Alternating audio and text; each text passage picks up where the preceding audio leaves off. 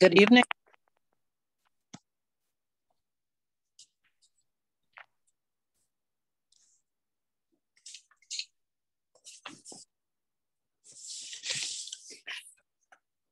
Good evening. Afternoon. After Good 6, evening. evening. Okay, let's get started. Hold on 1 second. I am looking for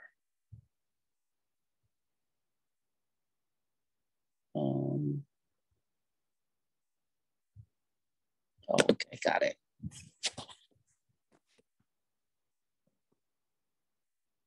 And Shanique, your paper was the last paper that came in. Hold on, why is this looking like this? Yep. Well, that is my homework. Yes. It was due today or yesterday? That's fine. I've marked it already. Oh, okay. So homework are always out of 5 points. I don't like to hide things from students. So don't get upset when I say your grade. It's only homework, okay? Okay. There's no need to get upset because it's a learning curve and this is the first assignment that you all are doing. So don't get upset. All right, Shanique, I read yours.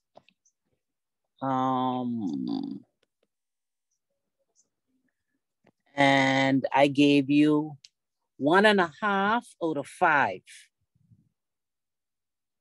And let me tell you why. We're gonna go after I go through each one of the papers, then we're gonna go through the question itself. And then you can take notes. Okay. You went off on the wrong track when you started to speak about enhanced due diligence. That is something we're gonna come to later. And I'm gonna explain to you what that means in a later chapter.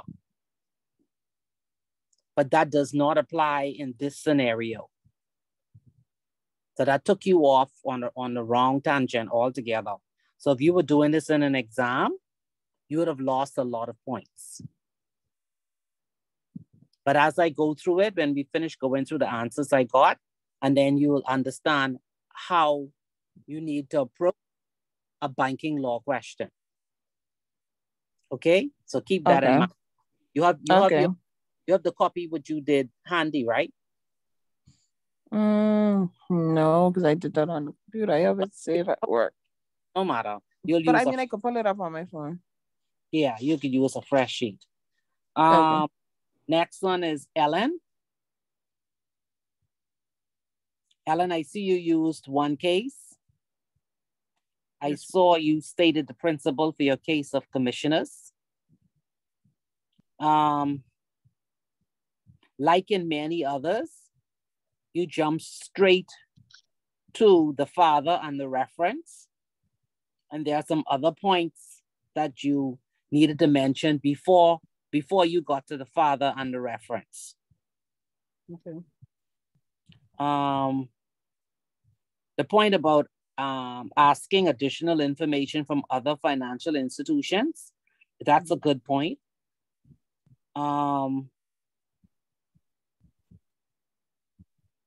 And your last point about the banker's authority to pay checks is terminated by the death or bankruptcy or notice of an available act of bankruptcy committed by him is again a good point, but you missed one. You missed a point, and we'll get to that point. So you also got 1.5 out of 5. Don't scream. Oh my God. I say don't scream, it's only homework. You're getting prepared for the midterm now. Sydney. Sydney. Yes, mom, right there. I know you here, but you didn't answer me. I I would give you for this,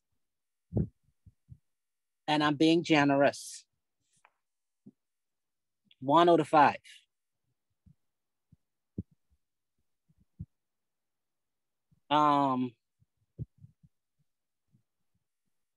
There's no breach of confidentiality, and you'll see when we discuss it. And there is no discrimination.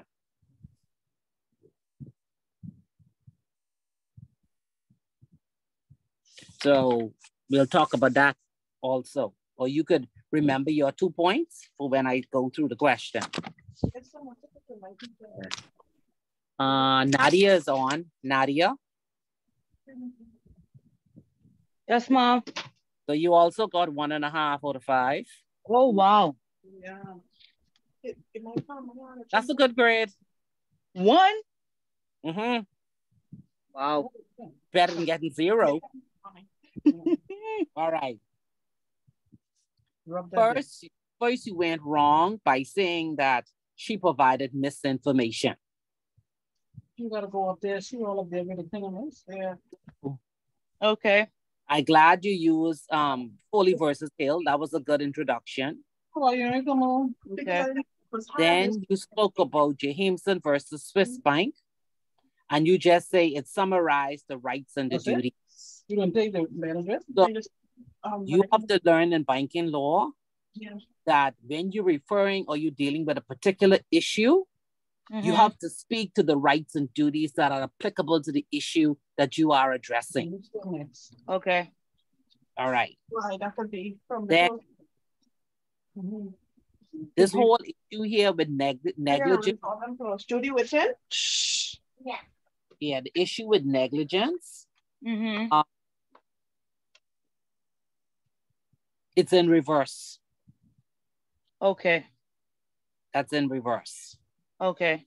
Even though you gave the case of Headley Byrne versus Heller, it's in reverse. Okay. Then you gave a general statement, but Ms. Vera Smith acts within her rights and duties. Again, you have to specify what rights and what duties you are talking about. Okay. So it's too vague. Okay. Lorenzo?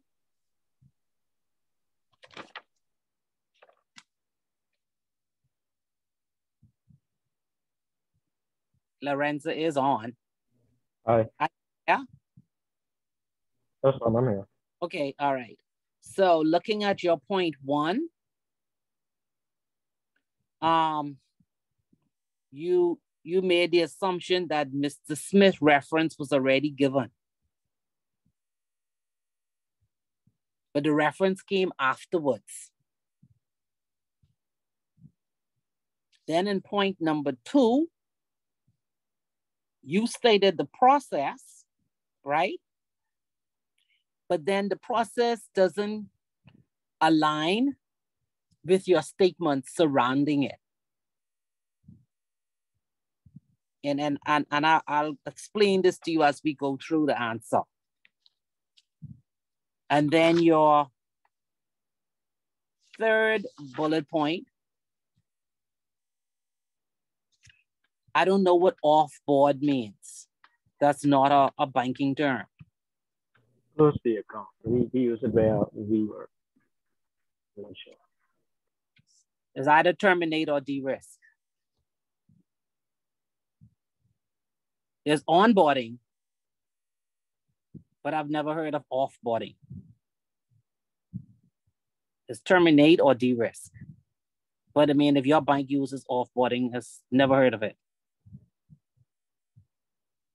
Now, again, you went down this road of UTR, and I don't know why.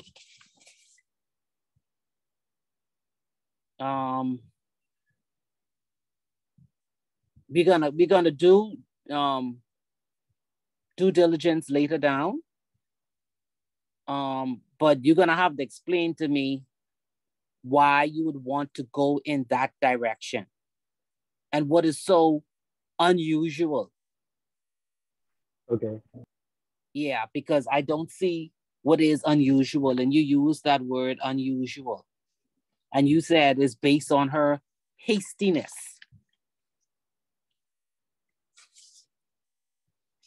So we got to explain that as we go through the points. And the last one, I'm not too sure. He isn't on. Yes. Roma?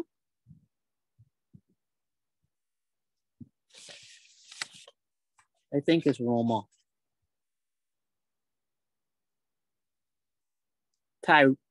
What is this? Tyrania Roma? Not on? It's Tajane, Roma. Oh, It's Tajane, Roma. well, I can't. Tajane. You sent in an assignment, right? Yes, Mom. Okay, but a bold thing has a border on the side and says assignment 1 in huge prints.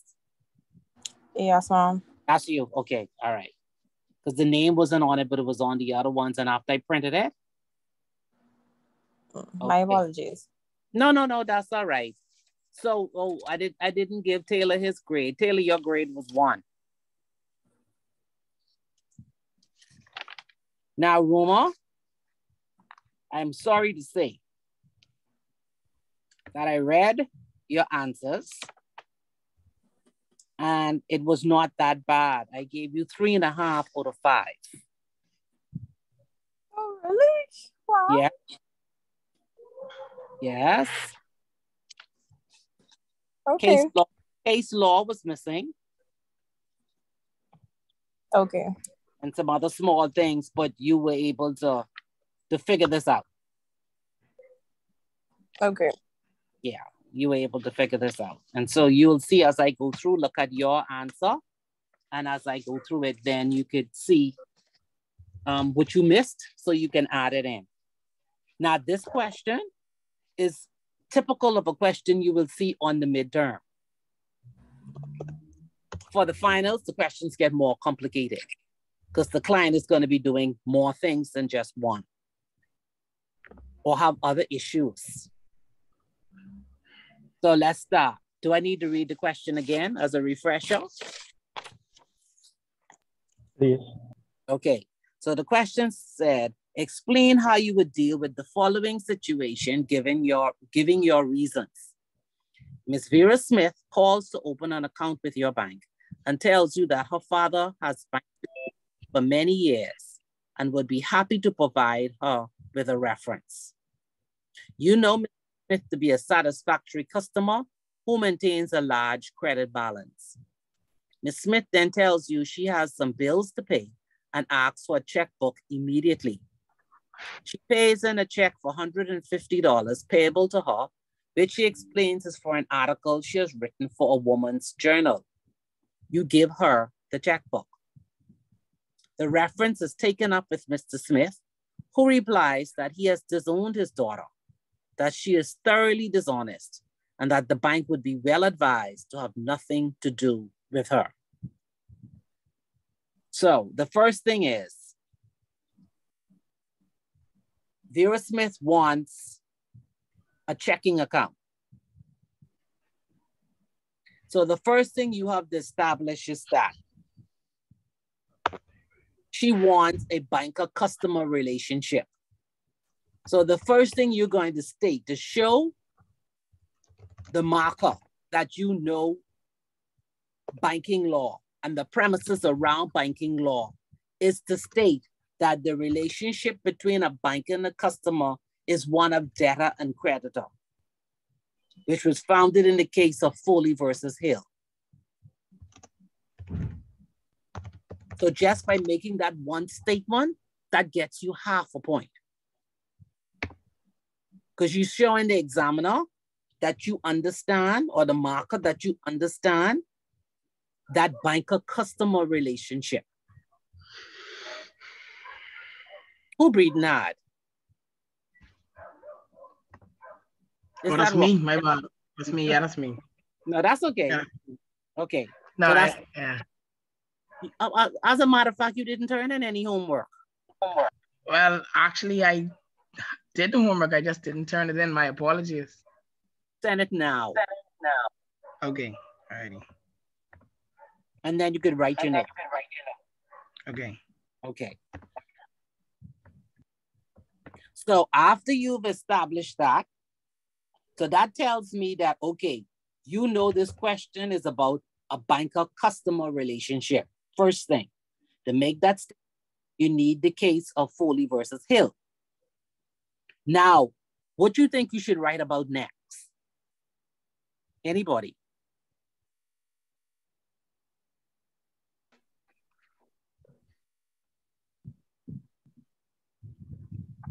I want to take a guess. I would say we'd speak about the facts, like what was said in the statement, I guess. What do you mean? What statement? I mean, in the case, like she trying to open up this bank account. But she wants a checking account. She need checkbooks and stuff like that, I guess. Yeah, you could. Because don't forget now, the facts is just to guide you as to what issues there are. That's what the facts does. So let's just say you've already written your facts at the very top. What would your issue be?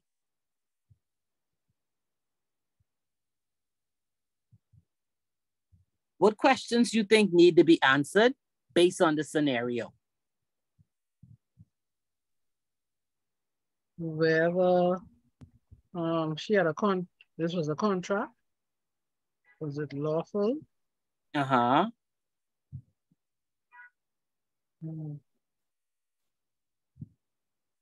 The purpose of the account, like I guess, how will the account be funded?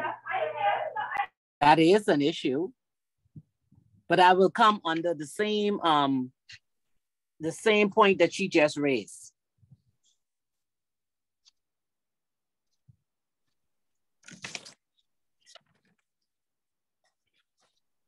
So let's do the first issue then. Would you all agree the first issue is?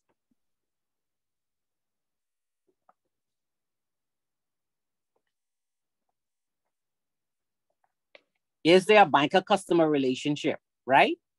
Yes. Between Vera and the bank? Okay. She made an offer. She wanted a checking account on whether or not the bank accepted it. And they did. Yes. So before you go to the point to say that they have a relationship, don't you think you should tell me what are the requirements to establish a relationship? Okay. So in addition to the contractual part of offer, yeah, but that contradicts the question. Well, I contradict the overall statement, because if I'm going to tell her what the requirements is of opening the account, how she get checkbooks? Because in order for you to have checkbooks, you have to have an account. So under my impression, I assume that I would have already opened the account for her, because where would the checks be going? Where would the checks be drawing onto? Yeah, okay, hold on. Now, don't forget now, this has already happened. What has already happened? Me issuing her the checks? All this has happened. Okay. Yeah. This has already happened. Acceptance to consideration. All that has already happened. Now you're looking at this is an issue now, because the fathers now come to you and says that don't do business with her. So you have to go back to the very beginning when after she called, she would have come in to do this transaction. Yeah. Okay, so the first thing says, before opening an account for a stranger, you should obtain at least one reference. Now, if you're gonna start on this, there are banker-customer relationship between Vera and the bank. First, you establish that any banker-customer relationship is a debtor-creditor relationship, Foley versus Hill. The next statement you're gonna make is what are the requirements to open an account at your institution.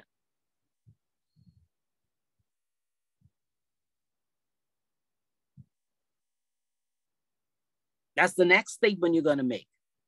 The requirements to open an account are this, this, this, and this. Then that would beg the question as to whether or not the bank in this scenario made a mistake. Is there something that they should have done that they didn't do?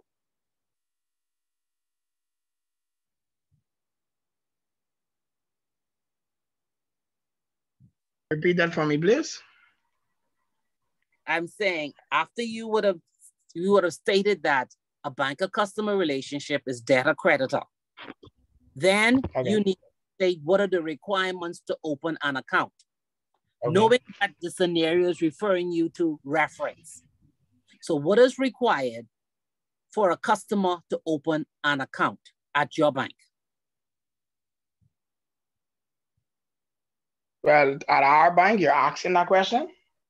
Yeah, you have to, in your answer, you have to state, these are the requirements to open an account. Right. Okay. Now, bear in mind now, when you're answering this question, which will not be the same as other question, notice the focus is on certain items in this question. One of them is the focus is on what? The reference. The next focus would be whether or not the bank did what it's supposed to do in terms of opening the account. And then the third thing would be, what would be the effect of her father's statement with regard to the bank having opened the account?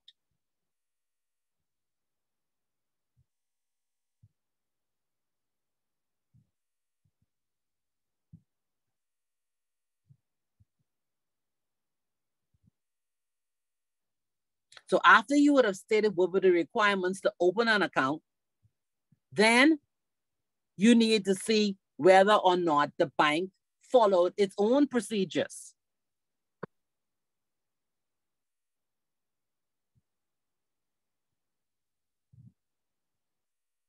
Okay.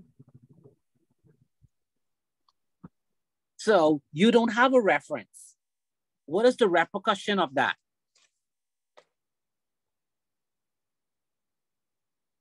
That's the first thing you have to discuss. Can you open that account without a reference? Because a verbal reference doesn't count. Her saying her father could vouch for her is not a reference.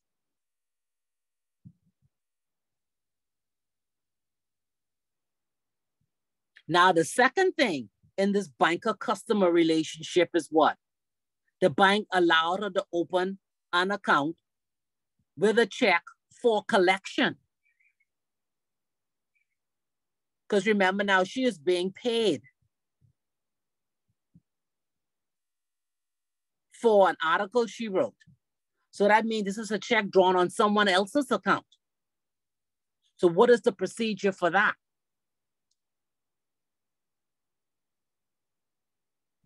And should the bank have accepted that check?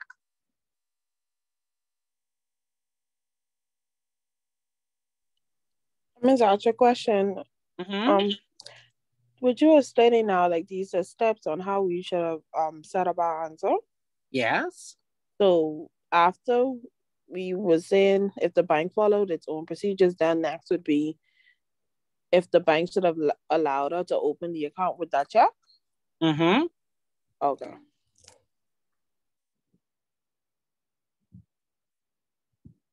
Ms. Archer. Yes.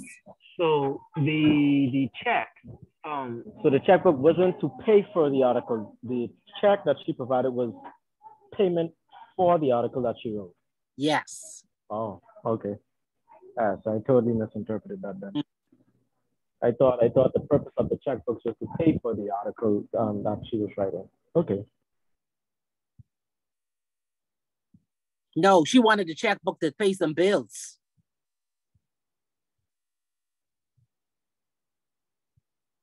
That's why she asked for the checkbook. But look at what she's doing. She has a check. Okay, so this is Ellen now. Ellen wants to open an account.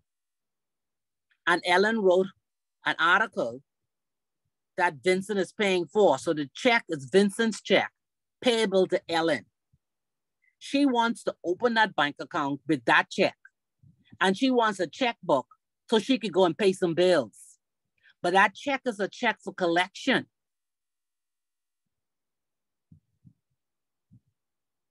And that opens the bank.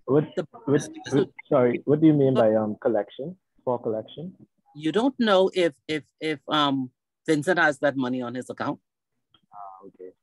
Right. So yeah, the policies and procedure for the check would come into effect with the holds and what's not.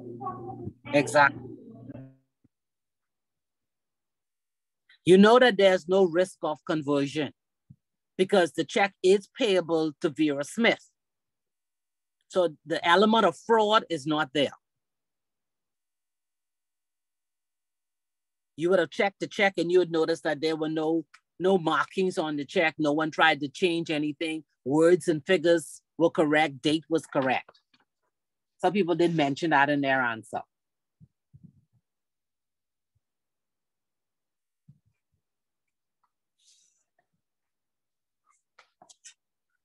So at that point, looking at what the bank did,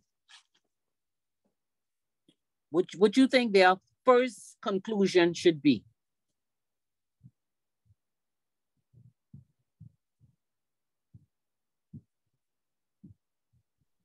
Just based on the check and her wanting to pay some bills and the check is for collection and then you not having a reference.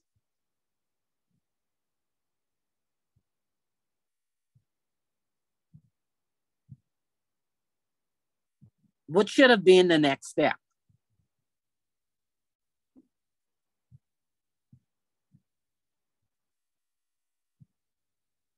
Because what you're actually doing is opening an account without doing proper inquiries. So can you repeat that one more time? What should be the next step for what exactly what you indicated before that? I was saying that the bank now has to look at what actually happened, what should be the next step, because they open an account without making the proper inquiries. Okay. So the next step should be reaching out for the proper inquiries, eh? Exactly. So now the inquiry came afterwards from the father. And what did he say? That he recommend to not do business with her or something of that sort. Okay. So what interpret that now as a banker.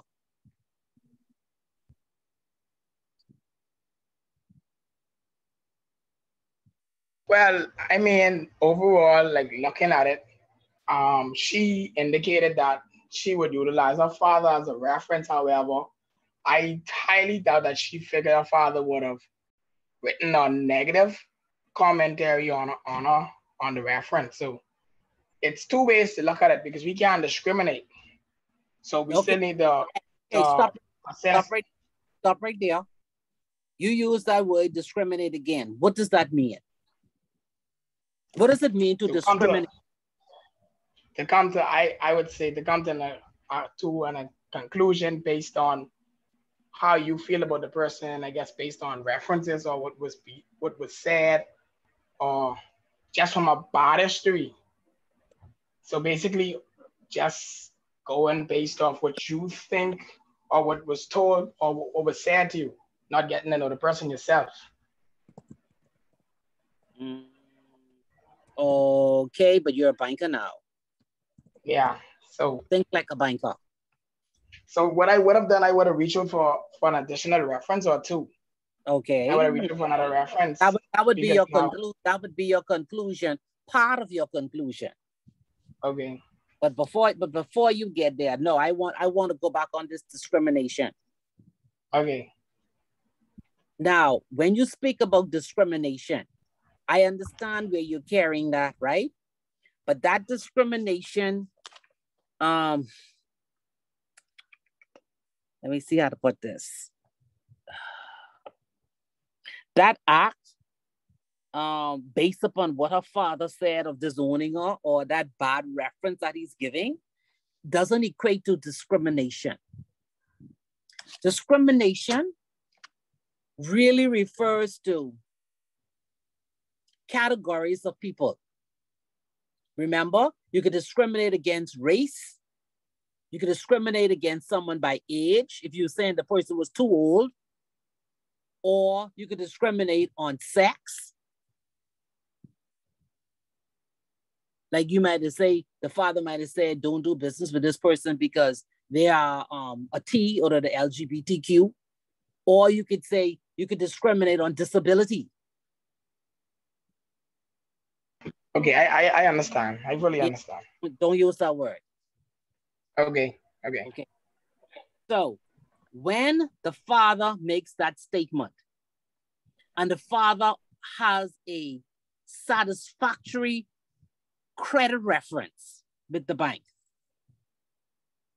from a banking standpoint, that tells you that if you onboard or you continue that relationship with that client, Vera Smith, you're putting the bank at risk.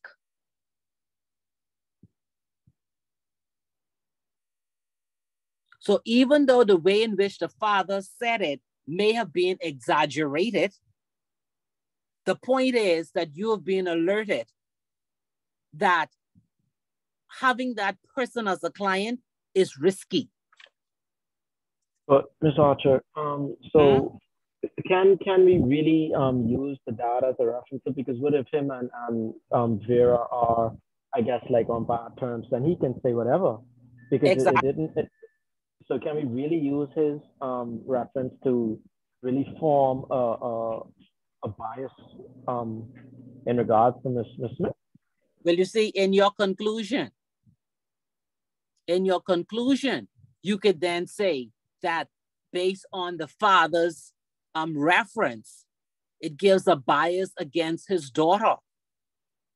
And I would recommend that she provide another reference, either from her employer or from someone who has known her for over 5 years.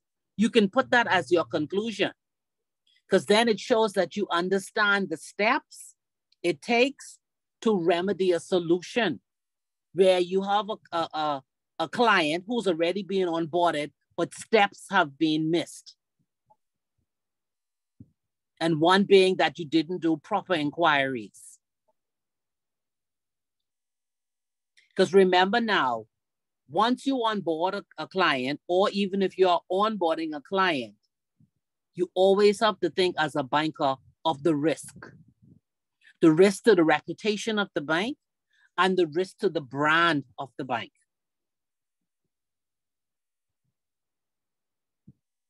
Your other recommendation could be that based upon the reference from the father, and the father being a long-standing client, and also one with a good credit history, you could recommend that the account be closed. One, based upon the reference, because you didn't do proper inquiries from the beginning. And second, because she gave a check for collection, which again puts the bank at a risk and a liability if that person doesn't have sufficient money for that check to be cleared.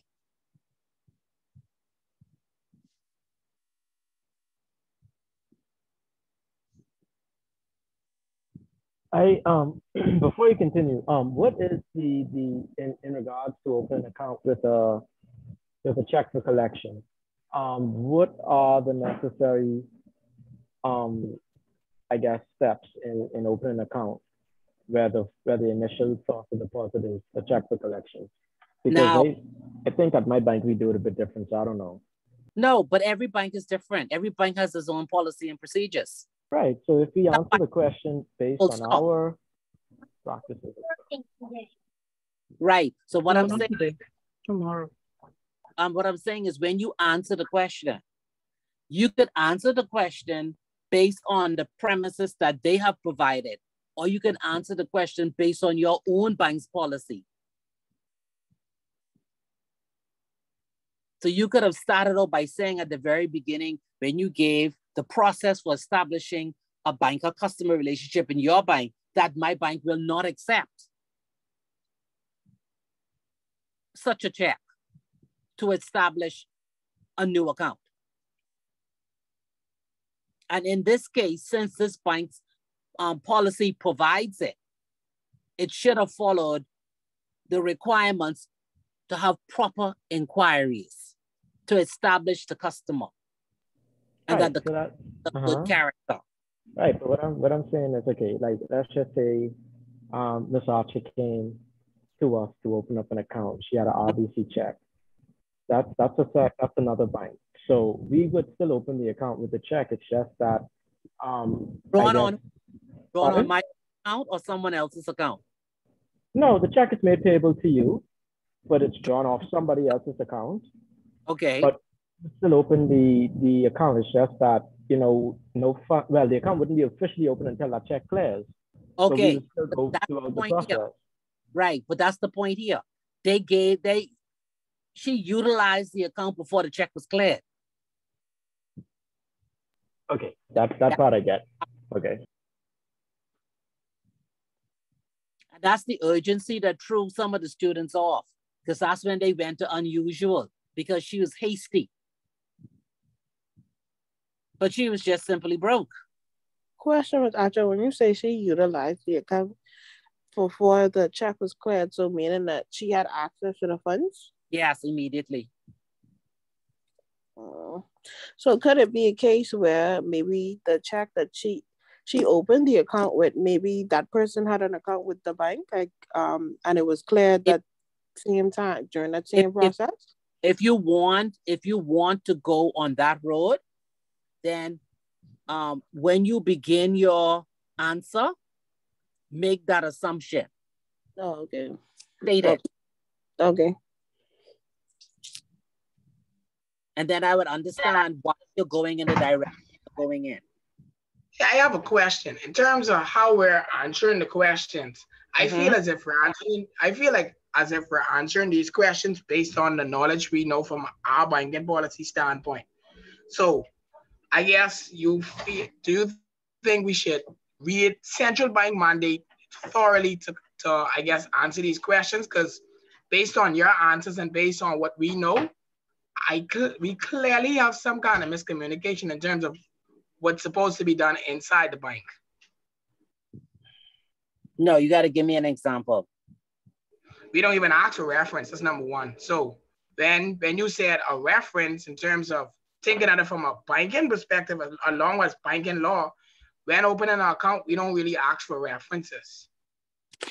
So that's done one, I would say, one thing that to us isn't really something we would look at as. And all customers? I mean, yeah, that's for all customers. We don't ask for reference now. If they're not a Bahamian citizen, then we would conduct a world check. Miss Archer, yes. So further to Robert's point, I could agree. Well, I mean, if we do ask for a reference, it will be on the back end. So that won't be something that we do at onboarding.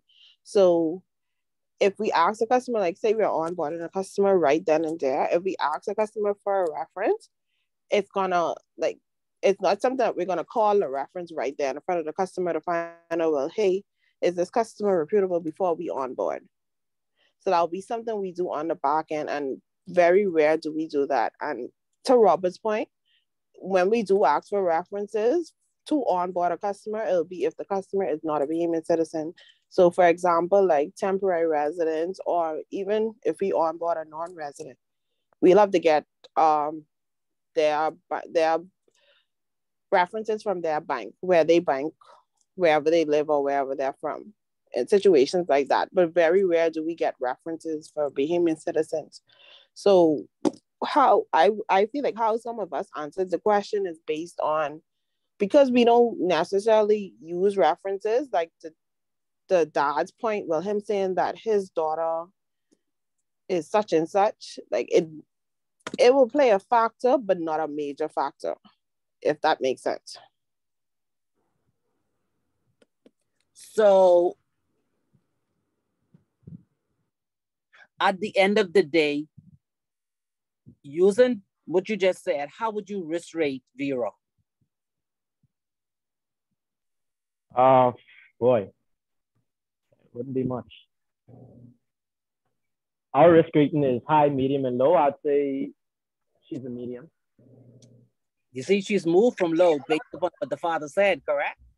I mean, not really based on the father, based on...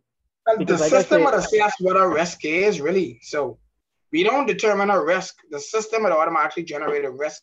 And based on the product she opening, and if based on her job, employment, and all that as well, I guess all that determines the factor of the risk rating from our system standpoint. But we don't determine the customer rate, the rating. So that's not in our control. And then in mine, that's why I spoke to enhance due diligence, because like in a case like that, like how we went behind and we got the reference from my dad, and the dad said this, then we would have to do our part in, well, getting the additional references from whoever, and then just following with the customer. So if we do decide to onboard, then we would be watching. I wouldn't say we'd put her as medium risk or high risk, but she probably would still be a low risk customer. But at the same time, we'd have to watch her transactions, like just follow with our relationship with her, if that makes, like, if I'm making any sense there. Yeah, making sense. So like you just have to follow with her. So that's why I spoke to enhanced due diligence. Okay, so to clarify for you, enhanced due diligence is referred to when you speak of high-risk clients and PEPs. That's the only time you do enhanced due diligence. High-risk PEPs. That's it. Okay.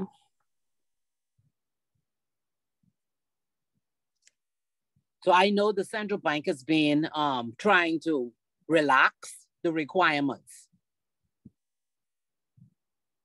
in terms of onboarding clients, because everybody is complaining.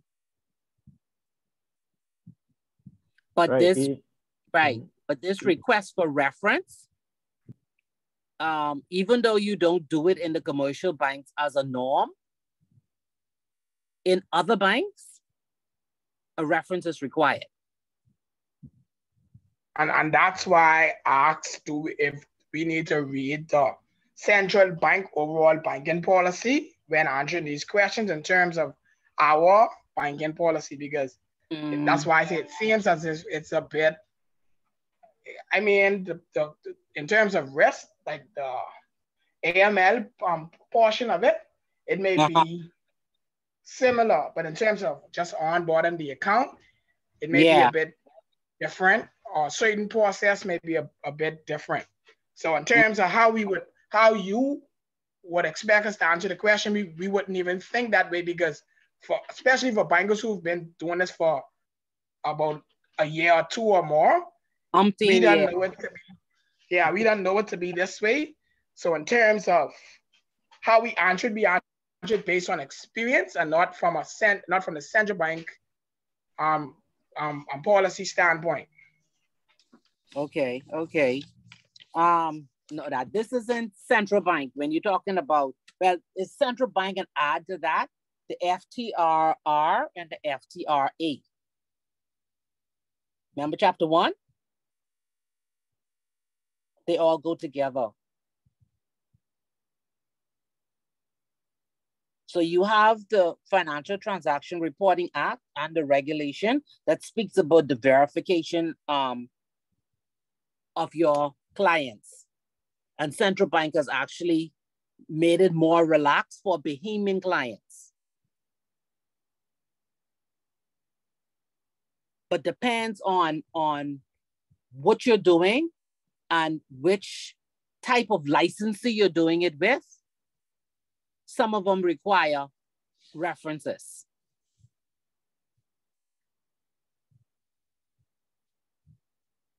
So even though you don't do it in the commercial banks, because I've worked in the commercial bank, but it is required in certain banks. Question, Ms. Acha, I don't know if this is going to take us a bit back, right? But I know at the beginning you said that we'd have to, I don't know if you were saying we had to establish if the customer, the banker customer relationship is a debtor or a creditor. So we'd have to. That's just a statement. That's a statement to make that this is a banker customer relationship, one of debtor and creditor, as established in the case of Foley versus Hill. Okay. Because I know for credit, we would ask customer for references in some cases too. We'll ask for credit, we'll ask the customer for a reference before we ask them just to onboard them as just for a regular account. So yeah, but you're looking at it from a credit standpoint because the credit agency will give you the rating.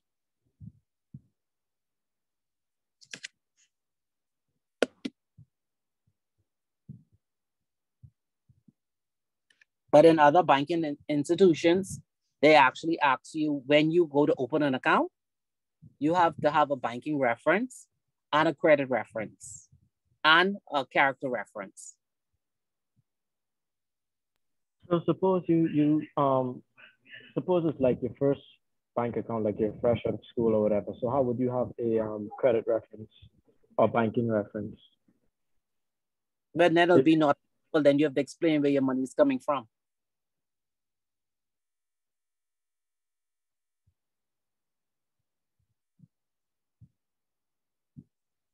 Either from savings or from a trust fund or a loan from father, uncle, then you need to see the contract that goes with that.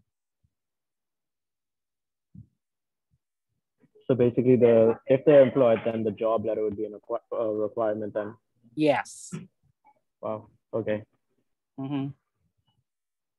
It's a little bit different if you move from commercial banking to institutions outside of domestic banking. There are other requirements.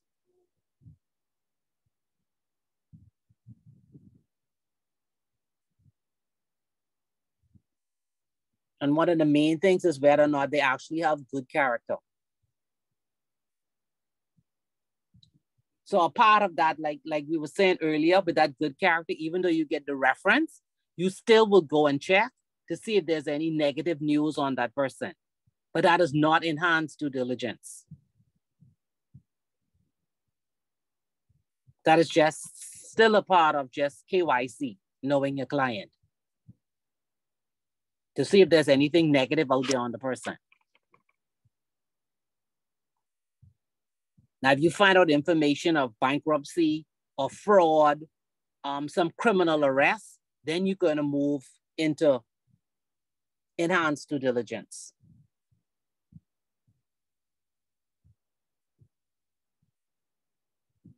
But if you start off answering this question by saying these are the requirements to open an account at my bank, and you say note that a reference is not required, then your answer will follow what you just stated.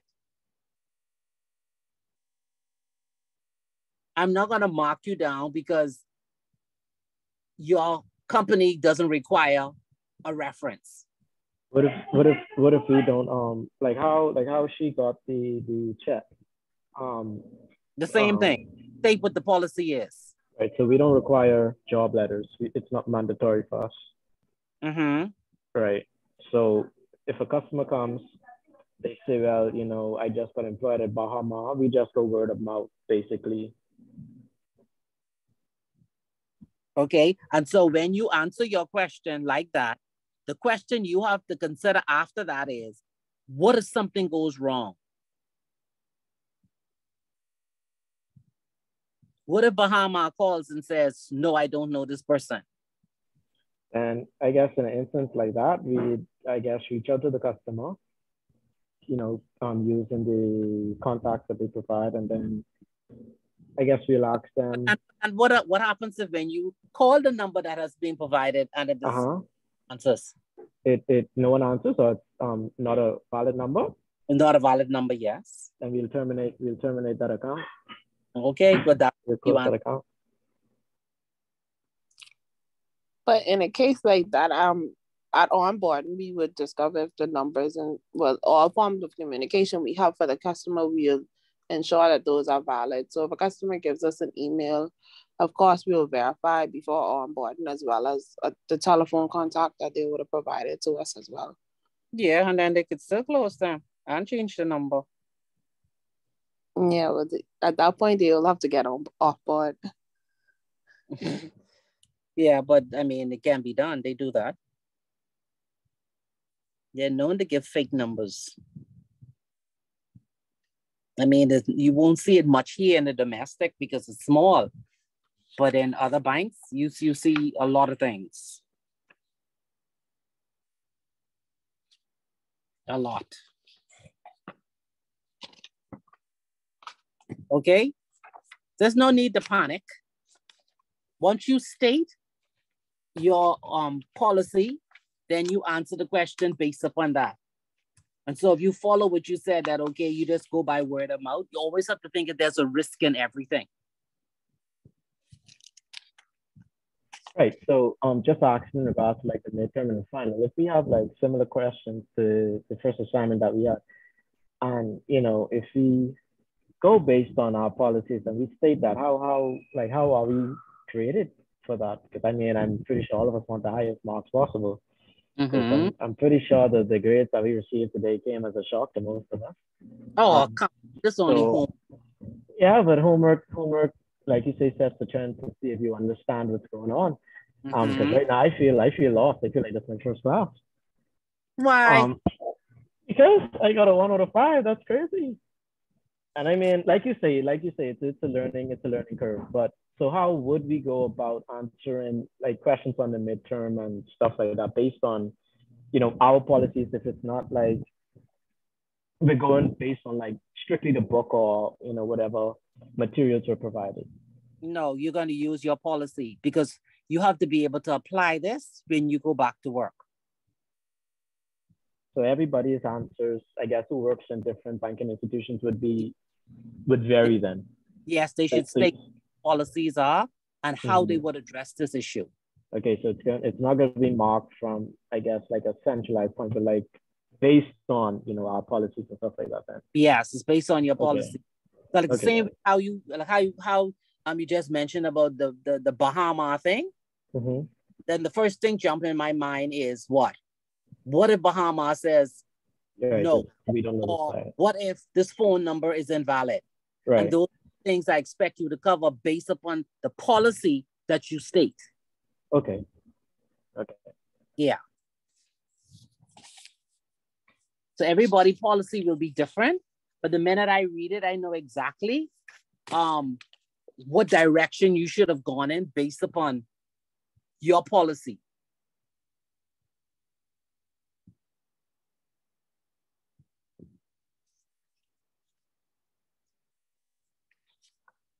Is everybody happy now? Yes? No? You want another homework question? Me personally, I'd say yeah. You can send me one so I can see if I better understand. Me personally, I'm not speaking for everybody. I don't want to be too on the call. All right, I'll just send another one. Please. Okay. I feel bad after that one, Ms. Archer. No. I said it's a learning curve. Okay, before you make your comment, you have to understand that when you deal with law, there is no emotions, number one. Number two, you have to be careful of the words that you use. 3, you have to look when you read the scenario, you have to look at, remember what I said before when we did contract law. What is the issue? What is the question I'm trying to answer? And that whole Vera Smith scenario, everything revolved around her reference and the bank giving her access to funds to an account, to a check that was meant for collection. So based upon that, you could begin your answer by saying what your policy is. Once you state your policy, and then you say, this is how your bank would respond to this issue, then I expect to see how you, based upon what you're learning from here, knowing the bank's rights and duties and the customer's rights and duties, what you think should have happened or could have been done differently.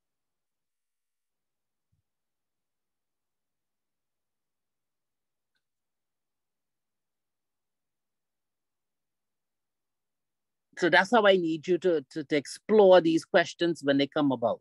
Yes, they will not all be tailored towards domestic banking. But when you give me your policy or your procedure, then I know this is how your institution deals with it.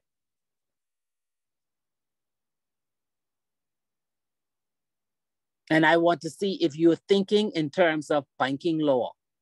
Remember, the bank can be negligent. The bank can be sued for tort of conversion.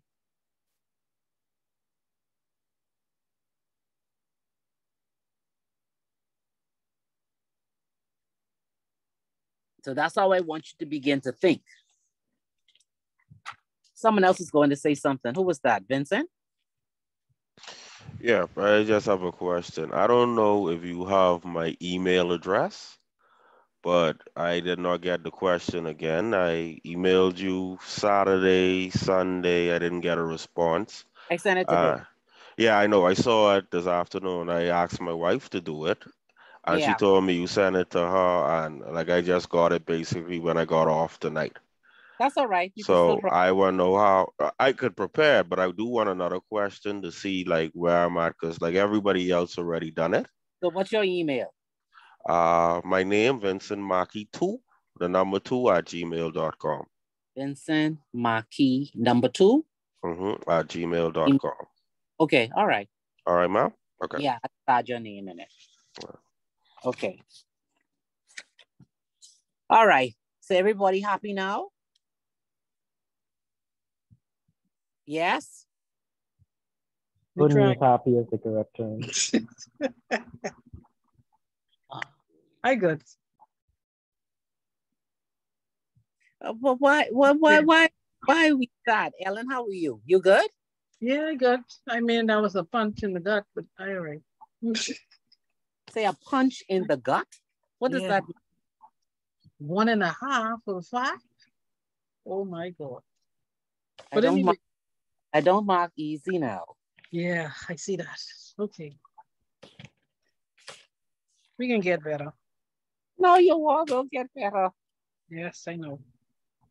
I have our people who pass us with a distinction. Yeah, I have no doubt. We could do it now. Yeah, y'all. Just focus.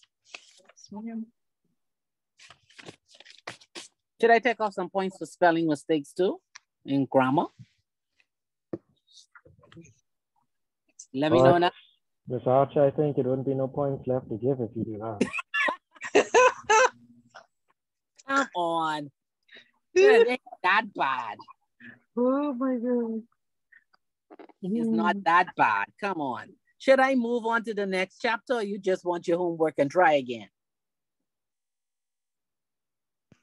I just want the homework and try again. Okay. All right. So we could get a good understanding. Miss Archer, just one more question. I just want you to before you go on, I just want you to explain to us exactly. I know you said that we started off with the banker customer relationship, and then we pretty much just state our policy, and then speak to what the question or the case asks us. Like, you could just pretty much give us an outline on how we would structure our answer, so that when we do the homework again, we'll have an idea of which direction to go in. Because I don't want to go in like you said, I went in the wrong direction. I don't want to go back in the wrong direction. So I want to make sure that I stay in line with what I'm supposed to be speaking to. Okay, hold on. Let me pull yours up, because I think yours was the shortest.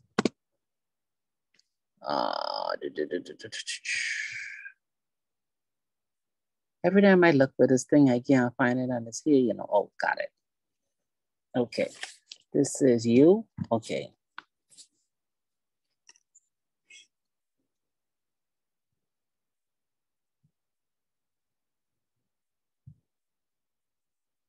Okay, so you start off first by stating the facts, short as possible. So there's no need to run on. So you could just say Ms. Vera Smith has established a banker-customer relationship, or Vera Smith is a client of Bank X, or put the name of your bank if you want to, or just the initials. A checking account.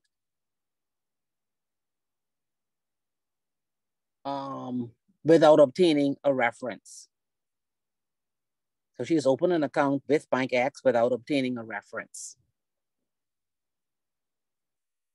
She is also being granted access to her account with a check for collection. And then someone did make, I think two or three voices did mention that her check should have been a business account and not a personal account, because she's collecting funds from a business. So even that could have been explored. So how do we know if it's a personal check, if it's just written, if it's just, I mean, written payable to her? Because it didn't say that. No, they're saying that the account, what they're saying is that because the check was for the purpose of paying for her article, they're saying that she actually needed a business account. But why? If it's payment for the article. But that's what they have to argue. Okay. Because Yeah. I would see it as a personal check. Right. But some people in their thing have said that it should have been a business account, but they didn't say why. Okay. Yeah. So if you're going to make a statement like that, then you have to say what your company's policy is. Let me see if I could find who said that. So someone made that it should have been a business account and not a personal account. Because I agree with you. I don't see why you're not running a business.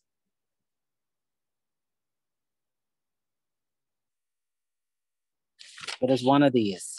Anyhow. So you stated that she got an account without a reference. You stated that she is able to utilize the funds on her account with a check that was sent for collection. And then the third issue from the facts that you want to bring out is that her father gave her a bad reference.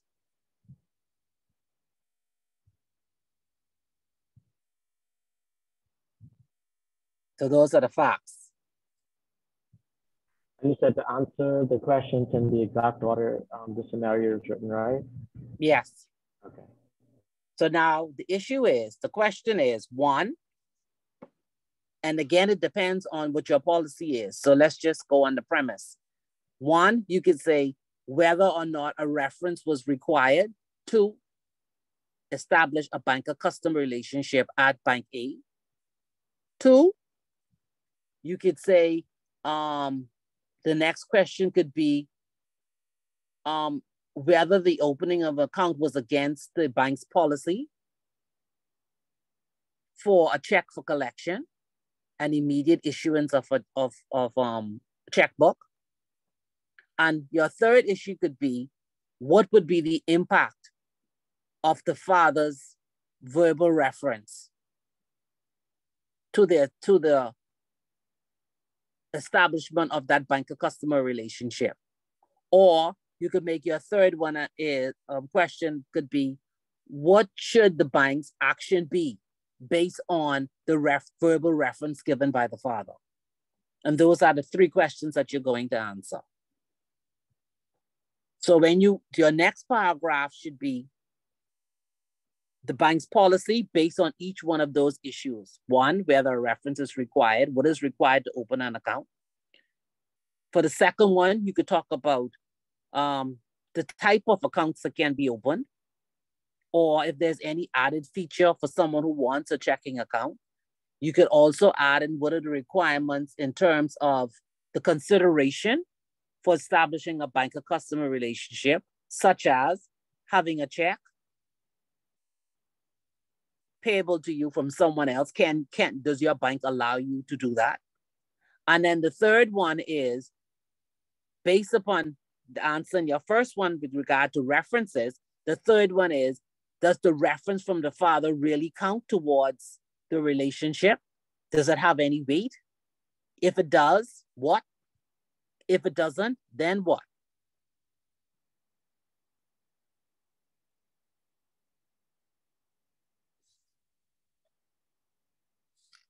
And then you just conclude.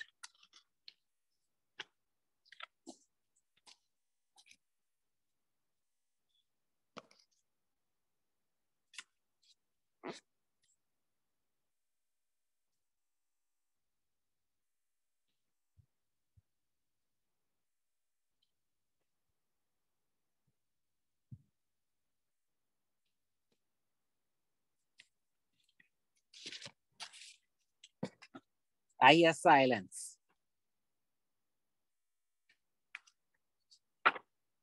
I understand. Okay, understood. All right. Okay, so for next week's class, we're going to do confidentiality.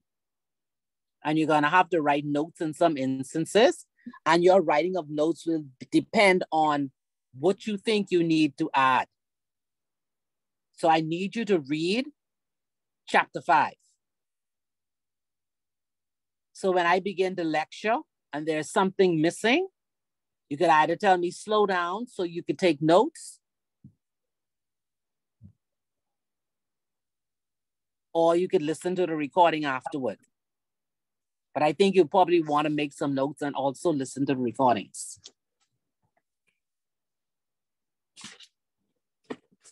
This preservation of confidentiality is key to the banker-customer relationship in the Bahamas. So in addition to reading chapter 5, you need to read section 77 of the Banks and Trust Companies Regulations Act. Remember, we went through it briefly in chapter 1, and I told you we will come back to it. That is the bedrock Repeat of our that again. relationship. Chapter 5 and section 77 of the Banks and Trust Companies Regulations Act. You have to read them for next class.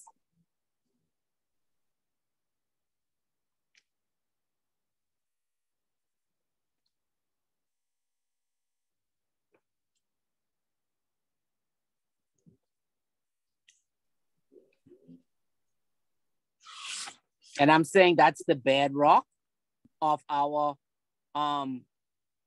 financial center. Because remember when we did the banker-customer relationship, we said what? One of their duties is what? As a banker, your duty is a duty of confidentiality. And you have to understand what that means. And that's what chapter 5 is all about.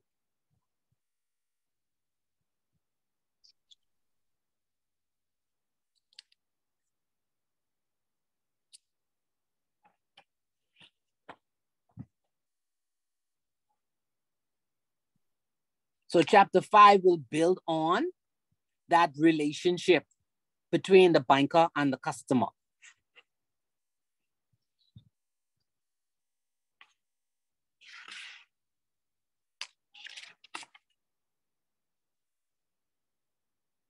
So we're gonna add some more cases onto Foley versus Hill and Joachimson and Curtis and all of those.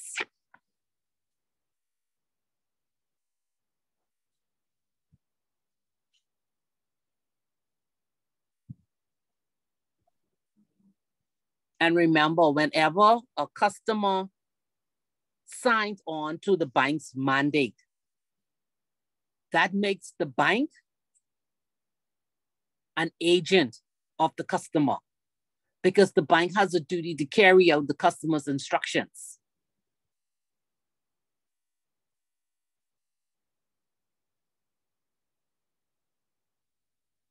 And on the opposite side of that, the customer owes the bank a duty. And that duty is always to issue clear and unambiguous instructions. Because in order for the bank to act as an agent to carry out the client's instructions, the client has to give clear and unambiguous instructions. And that's referring to drawing checks with reasonable care and inform the bank if they have any knowledge of fraud relating to their account.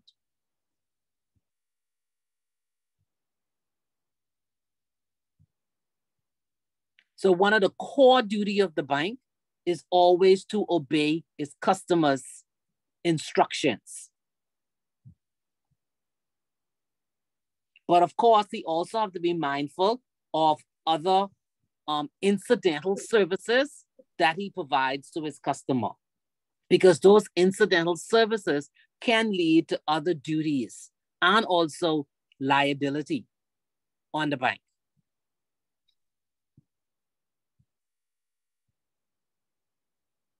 And we'll discuss that a little bit later down once we finish looking at the duty of confidentiality and the different types of bank accounts. We're going to talk about the agency and what it means in contract law. And then we'll look at agency and the bank's responsibility as a fiduciary. Because as a fiduciary, the bank has to exercise skill and care in carrying out its duties. And of course, it can be sued for breach of that duty of care.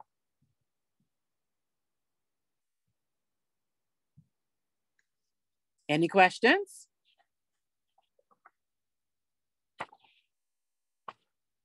Yes, no? Maybe so? No question. Okay, so I need for you to read section 77 of the BTCRA. I also need you to read the Data Protection Act.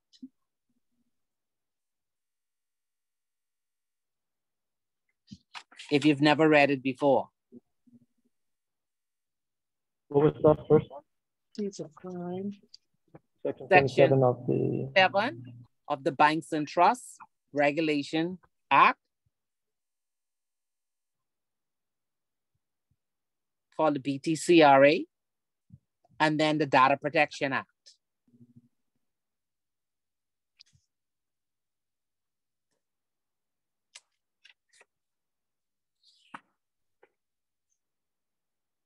I think that's enough homework for you, because if I give you some cases, it may be an overload.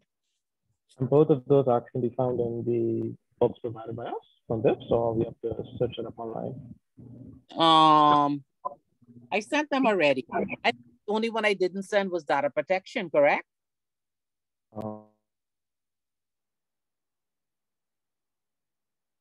Nadia, look in the acts what I sent, the legislation. Okay. Then I send the Banks and Trust Companies Regulations Act. I'm looking. Okay.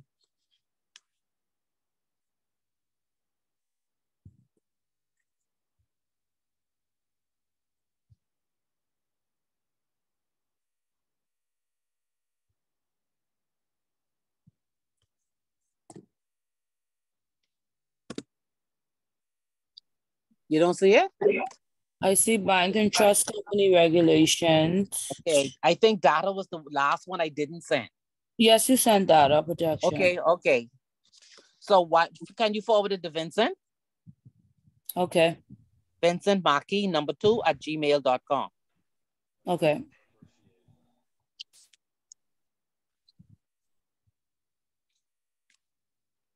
Vincent Maki 2 @gmail. .com. Vincent, let us know when you receive it.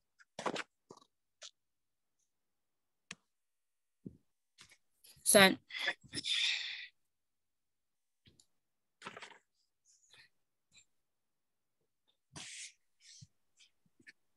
I didn't hear anything, so I hope that means. Vincent, you on?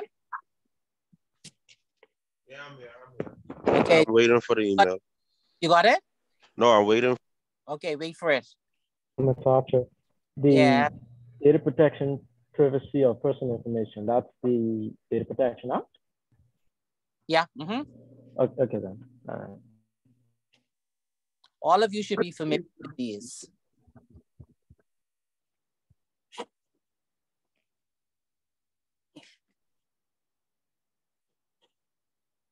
You should be familiar with these pieces of legislation. And then when we move the customer due diligence, then you're going to read the Financial Transaction Reporting Act and the regulations. You didn't know so much law govern banking, hey?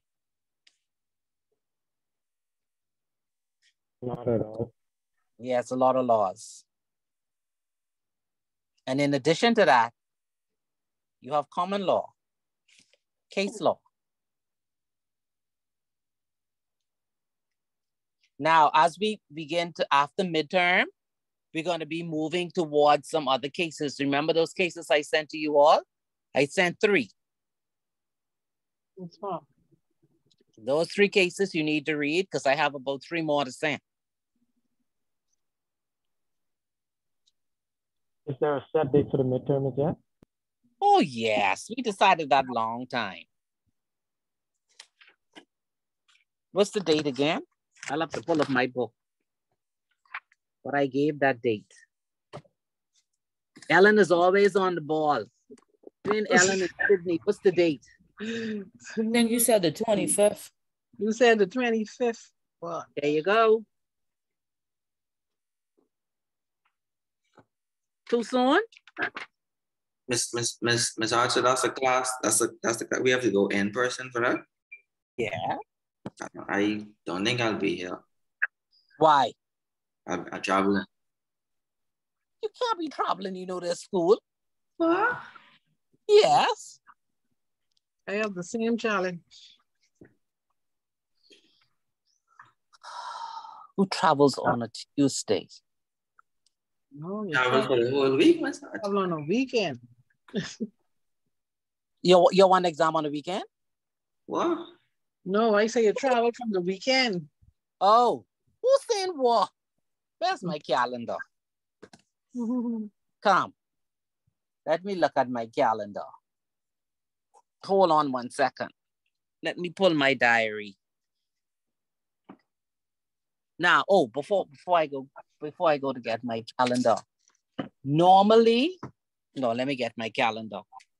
Normally the exam, the midterm goes from chapter 1 to chapter 5.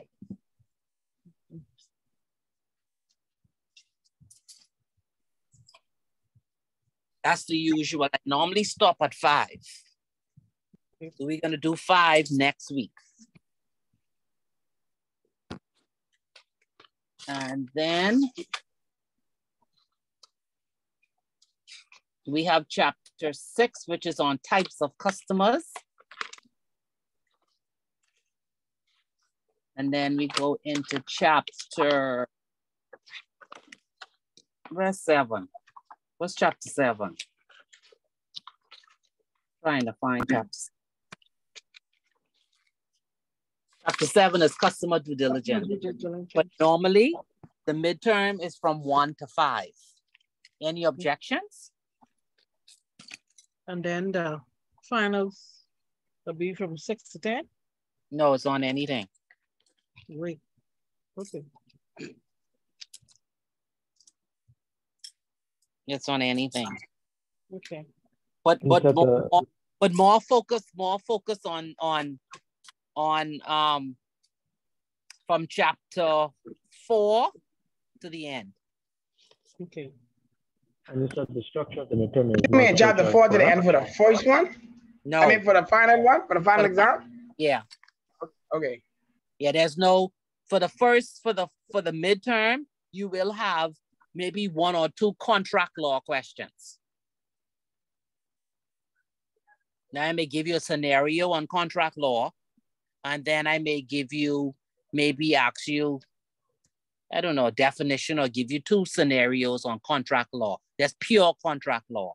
And then the rest will be on banking. And you said the format is multiple choice, correct? No. There will be some multiple choice, I said. Some.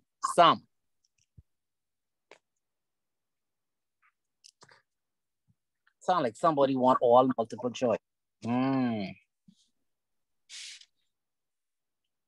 You're leaning to more multiple choice than short answers? I would prefer multiple choice. I will not even lie.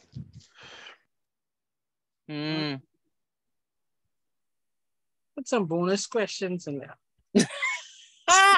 Yeah, the bonus can be the short answer. I agree. Yeah, put some bonus questions there. Like a talk away to 5, 10 points. Right. Y'all sure?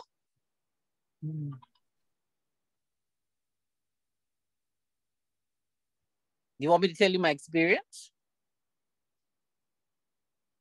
Sure. Like, sticking to your guns. You can share your experience before I guess we make our final decision. I don't get good passing rates. With all multiple choice? Yes. Wow. Is that because of the structure of the questions, or? Yeah, they're just very difficult, that's all. Oh. But it's up to you. That's what I so told we her. stick your way if the multiple choice can be that difficult. Because it sound like all of them can sound similar. So no. Yeah. Some even ask for more than 3 hours, but that's not possible either. Okay, I guess whichever one has the highest success rate, I guess that's the more feasible one. Short answers? I'll put some multiple choice there. I would prefer the multiple choice. With the short answers, your mind can play tricks on you, but with multiple choice, if you see the answer, you can really be like, okay, that looks, yeah, I understand that. I prefer multiple choice. Okay. To be honest, it's either you know or you don't know. In terms of the multiple choice, if you don't know, you have a chance to get it right. But from a short answer standpoint, you don't have a chance if you don't know. Now, based on how you structure it, based on how she's saying that she's structuring the multiple choice, it almost seems as if you might misinterpret the answer, or you might misinterpret one answer to be the other answer, when even if you know the answer, based on but I get what you're saying, but like based you said, on how she is stating it, she said when she does multiple choice, it's rarely that everyone gets, well, hardly anyone gets good grades from a multiple choice. And you're indicating to do multiple choice. I rather the multiple choice. Me personally, reason being, like I say, you can contradict your own answer when reading a question, and you go back over it. You would be like, oh, you know what? This might be wrong or not. With multiple choice, you have options. So like you said before, if you know the answer and you see it directly, you could really just go to there and you don't even have to look back at that again. All right, so class gotta come. Y'all think about it. I in the sense of how you're speaking, because I prefer multiple choice too, but how you're speaking, it almost make it seem as if you highly do not recommend, and you are the expert in this class. You teach this class all the time.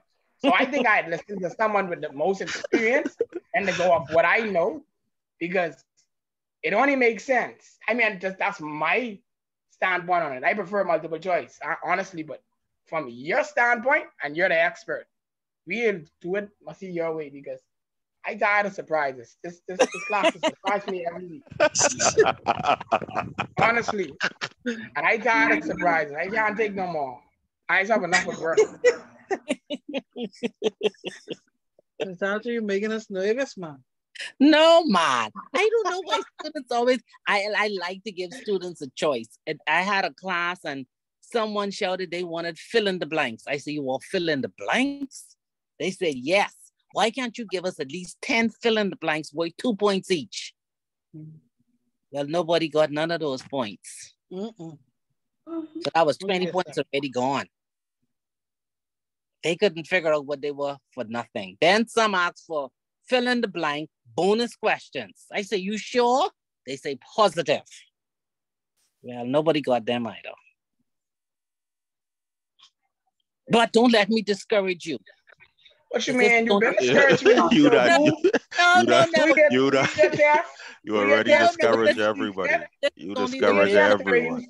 Instead of me setting myself up for failure. I don't believe in setting myself up for failure. I rather you set me up than for me to set myself up. No, but this is only midterm. Midterm is not that difficult. Final exam, I wouldn't go that route. But anyhow, it's up to you all. Think about it and let me know. Then I think about nothing. However you want to structure this exam, you do that. So at least I could say, yeah, well, yeah, if I fail, I set myself up for failure. You know what I mean? I rather just study, just go in the exam and go based on what I know. And hopefully how you structure the questions, I'm able to answer it to the best of my ability. That's all I could do. All right. Okay. Understood. Yeah, Mr. Archer, you wasn't really scared. I could hear it in his voice, man. Yeah, I didn't just set myself up. You could vote on multiple choice by yourself. And if everyone else chooses to go through, then I'll just set myself up with you all. But that's fine. But I voting. I order this. I voting. You all can vote. I order this. What's it gonna be? I can let them answer. I'm muting this mic. Whatever you do, Miss Archer. Okay. Because any which way we gotta take it. Yeah, I lean more to Robert's side. Okay. However you want to do it. Okay. All right. Is that how long this exam? I mean, this Wow. like 3 hours. Hour, 2 hours, 3 hours. Three. So much. There's 100 questions. No. So y'all want 3 hours of just answering short questions? Really? You could leave whenever you finish. Oh, I'm just saying though. I mean, wow. Okay. All right. So would you think I should give them 1 hour? No, just no. I'm not saying if you set your time for 3 hours and you've been doing this for so long, it means that other classes you had really took that 3 hours to get it done. So I'm thinking really to have 3 hours of just short questions. No way. No way. I'll be going back and forth to questions like crazy. And that's just me. That's me. No, when you finish it, just turn it in and leave. And when turning it in, I'll be like, wow, I should have changed that answer for number 2, you know? That's how it works. No, that means you're doubting yourself. Don't do that. Don't doubt yourself. Don't doubt yourself. Stop getting scared. I've already told you the exams are going to come from 1 to 5. Just study and read. You're going to get another homework question. And this time... Oh, Miss Archer, question. Yes. So on the midterm exam, that question, like a question like what we had today, that something like that will be on it as well? Yeah. You'll have many of them. Okay. And that's why I prefer multiple choice. Oh, Vincent, don't worry. Many. Let me let only Vincent give know. you enough what you could do in 3 hours. Let me let Vincent know. If you do your midterm on just multiple choice, do you think it's going to be easy for you to answer the final exam and there will be no multiple choice? Well, with the multiple choice, according to how I do for the midterm, I know what I'll be dealing with and where I'm at for the finals. That's what I'm talking about. I'll know where I'm at exactly. Listen, I tell you what, structure 2 exam, give him multiple choice. I can't take that. Structure 2 exam, give him multiple choice. And let him tell us his experience. And then we'll make that determination from the final. No, I'm only talking from, at least from my part. Don't mind me. Like, this is a class, this is a group. So we still would have to come to a decision together. So I'm just talking. He just talking. We could half it, put some multiple choice and put some questions, structured short questions. Okay. You want it half? I wouldn't mind half. Well, I would agree with that also. Okay. Everybody else? Whatever you do. Half, half. Whatever you do, Miss Archer, I guess could do it. That's I don't 25 mind a half. 25 I questions.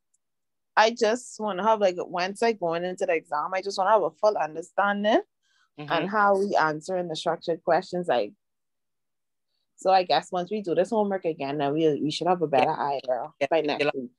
Yes. Mr. Archer, one more question. What's the percentage of the midterm towards our final grade? Like that count towards our spot in the class, right? Participation is 10. Final is 70, I think, or 60. And midterm is the rest. Okay. What is the passing grade overall? 70. Okay, not too bad. Okay. Vincent, you could do it, man. Yes. Would you say it is 70? Yeah, it's 70. Not a 65, not a 69, 70. Oh, it's 70. So that means you gotta go into this exam with almost all your points. So that's midterm, you gotta at least A or get a B, A or B. Yeah. Because you could And pass. you leaving us up, you leaving anyway. However, yeah, half. Yeah. No, you're listen, you have until next week, you know. Okay. The midterm will be the following week, right? No, we're going to discuss that right now before we go. Because some people Okay. say be here on the Okay. 25th. Okay. So 30% before the exam, and then the exam, if you get like a B or A, that's for 60-something%. Oh, what's okay. wrong with focus? Listen, I hearing you need 70 to pass. Lord, I can put that 550 on hold. Oh God. Come, which day now? Who traveling on the 25th? Ellen and who? Me, Sydney. Sydney. So what's a good day for this exam? You want to come on a Saturday? You want to come on the 29th? Is that you know in Freeport, right? I prefer Sunday mainly because Saturday should be the crime day. You know what I mean? Friday is a long day, and Saturday should be the crime day. What about just in Saturday? case I am fully prepared? Listen here, Saturday. I know on the 21st, the 22nd, and the 23rd, I'll be in the States. So I know it's the following week. Now, the following weekend, for sure, I'll be here. I could come. What about the 29th of October? That's a Saturday, 9 to 3. I'll be here. I don't know about everybody else. I could make that. I still ain't gonna be here, Mr. Archer. What you going on? A honeymoon? I get vacation. I come back on the 29th. What is wrong with your people? I go into my mommy. So we moving to November the 5th now? That's too close to the final exam. To be honest, that's a little bit too close. My problem is this. Okay, hold on. We said it was on the 25th. When you leaving? Me? When you leaving? From the 23rd. Okay, you're leaving on the 23rd. We won't be able to do it for that class on the 1st. You mean do it on the 18th? On the 1st, November 1st. That's a Tuesday. Okay, you want to do it on that day? Yeah, that'd be good. November 1st. Okay, all right. That could work. Okay. Okay, let's do it that day. 6 to 9.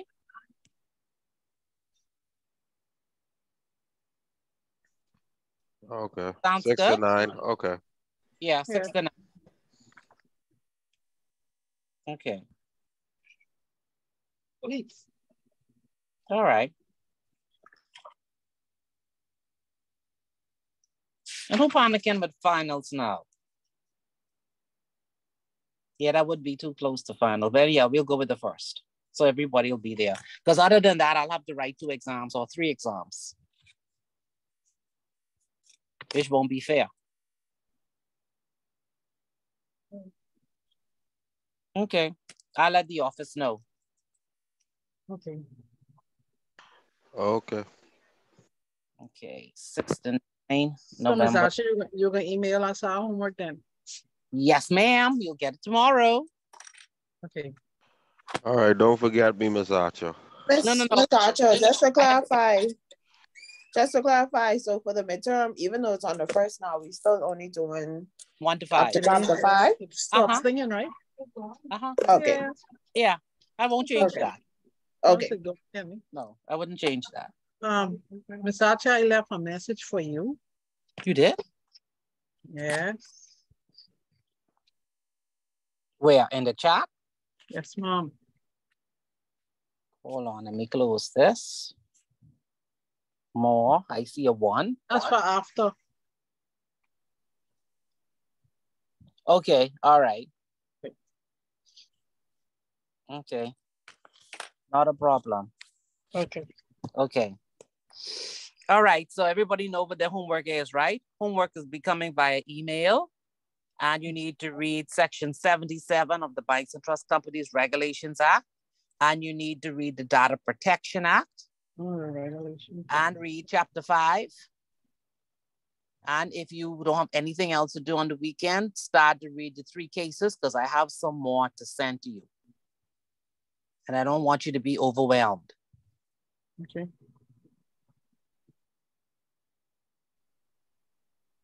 Okay? Okay. Chapter 77. Yes. The chapter that says preservation of confidentiality. Hey, could you repeat all the acts again for me, please? What we have to read? The Banks and Trust Companies Regulations Act, section 77.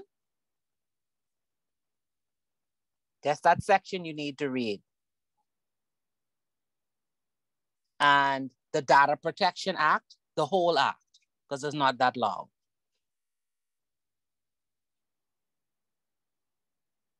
And read chapter 5.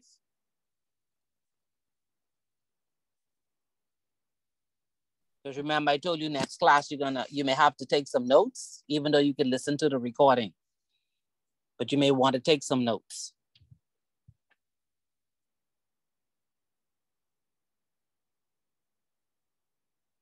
And then if you have time, you can start reading the 3 cases I sent to you, because I have some more to send.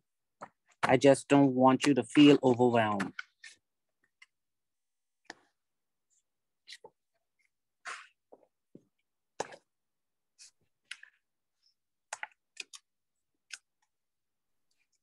I have 1, 2, 3, 4 cases to send. 4 more. And all these cases will be a part of the final exam.